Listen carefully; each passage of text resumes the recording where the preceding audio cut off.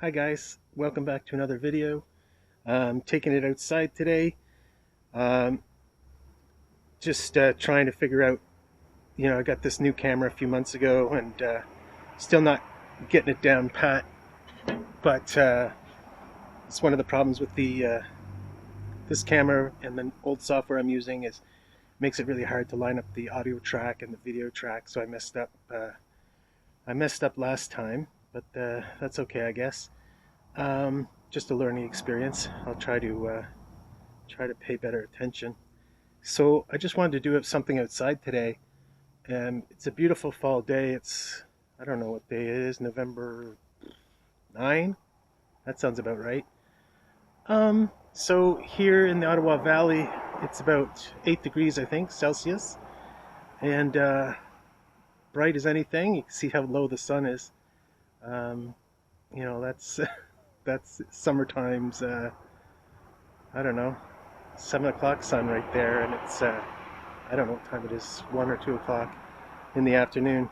Anyway, enough preambling. Today I'm going to talk about a book I read a few months ago, The Chrysalids, and somebody told me that they read this in school, that this was assigned to them in school. I can't remember. I think it was one of my nieces, maybe. The Chrysalids by John Wyndham. Not 100% sure, but I'm guessing maybe he's Canadian. Might not be, because the book is set in Labrador, apparently. If the names in his dystopia still translate. But anyway, it's a science fiction book. It's widely recommended. It's on a lot of the lists that I consult about, best sci-fis and so on. As you see by the title, The Chrysalids. A chrysalid obviously is what we call that's a cocoon, I guess. And basically, okay, so it's a dystopian thing set in the future. Doesn't tell you exactly when. Perhaps a couple hundred years in the future. Definitely after some nuclear war, because there's lots of areas that can't be traveled to. There's lots of mutations and so on, and civilization is set back to I guess you'd say what era would you say? I guess 1600s or something, maybe. Horse and carriage time. And what is the book about? The book is about basically concepts of humanity. So in this dystopian future, because of the nuclear fallout, there's lots of mutations happening.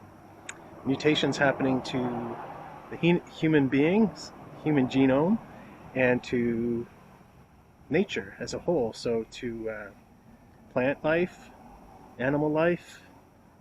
And it's kind of funny from a kind of a scientific standpoint. Not that I'm a scientist, but I know that ionizing radiation affects DNA and all that stuff. But you know what? What it does usually? It causes cancer. It kills things. It doesn't change them, a la Simpsons, into three-eyed fish and all that stuff. So radiation, I don't know why we got this concept that radiation mutates people into stable phenotypes or something. But there you have it. And so basically the background here is the main character grows up in a religious community. I call it extremist, I suppose. That's the word we're supposed to use. And they have a concept of the purity of the species, right? So that people who are born with defects, and the main character, I'll get to him in a second, but the first time we encounter the ramifications of a defect is he meets a little girl, when he's a little boy, and he discovers she has 6 toes. And so that's basically it's not a killable offense, but it's an expulsion offense. So she can't live in civilized society, but he hides her her deformation, but ultimately that little girl and her family have to leave for sake of their own safety, to the Badlands or the Outlands or the whatever, where all the freaks and mutants can live. So it has a, it has a lot of feel of Futurama. If you have ever watched Futurama and the mutants who live underground, it's not a funny story, but you know, with respect to the comparison with Futurama, it kind of makes me think of that. Um, the message of the book, I think, is that biology has no teleology, and that those who think that this is the true definition of the human being or whatever, it's kind of like, you know, saying this is the river in 5 minutes from now with different water isn't the river, right? So it's concepts of orthodoxy and definition of human being, which is all fine and good. You encounter this theme a lot in science fiction and so on.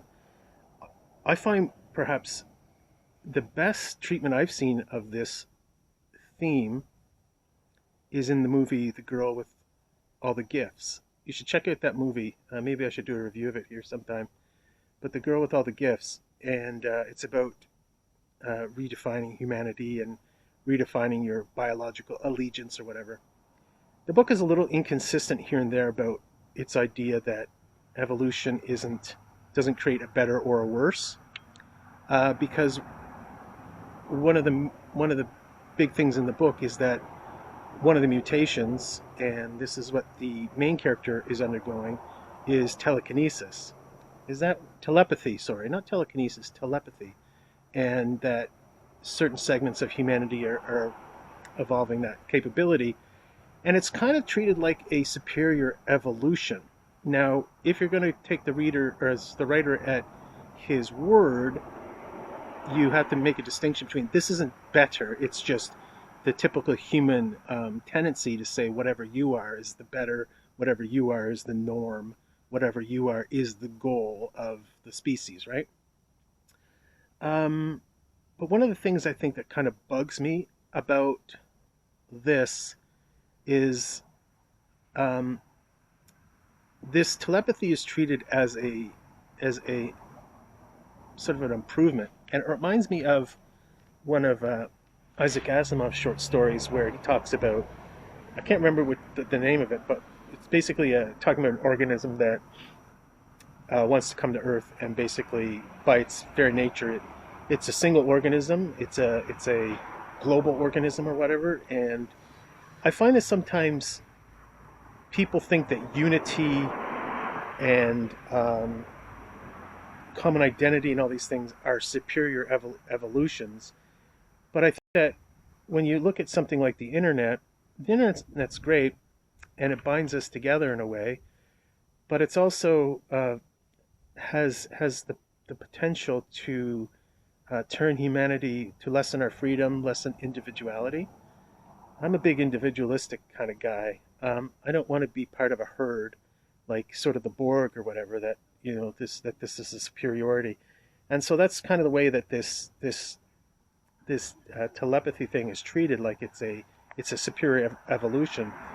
And I guess you have to say, okay, that's not the author's message. The author's message is biology is amorphous and directionless, but these people who are developing the telekinesis think that they are the superior life form or whatever. It's an excellent book. It's a fun read. It's an interesting read. It's not belabored. Like it's only about 200 pages maybe. Yeah, just under 200 pages. And when I was reading it, I really was marveling at, in the first chapter or so, paying attention to how the author develops the story, lays out the clues, develops the characters and so on. So it's a real masterclass, I think, on how to begin a book, how to lay out a narrative. So from a structural standpoint. But anyway, the Chrysalids. Is it going to change your life? Is it going to make your life better? I don't know. It's just a fun read. I think we should always be cognizant of people's differences and so on, physical differences, biological differences. and the idea that, I mean, one of my chief goals in life is to argue against the idea of progress. Anything that talks about human progress, like, the original Star Trek idea that humanity is improving itself, it's false. Because these are relative notions. I don't believe morality is relative, but I believe that these so-called evolutionary steps that mankind is becoming less selfish, more intellectual, less bigoted, all that stuff is total fallacy. Um, and that if it's a fallacy, of course, any steps to force man down a certain path, and calling it progress, is terrible, is bad, is barbaric, is totalitarian. Anyway, so I guess for me, having thought a lot about the ethical implications of evolution and so on, it wasn't earth-shattering. But I think for anyone who hasn't really kind of thought about the moral implications of biological evolution and social evolution and so on, it could be a thoughtful read. It could be an interesting read. So that's all I got for you today. Hope everybody's having a great day, and we'll talk to you real soon, I hope. Bye.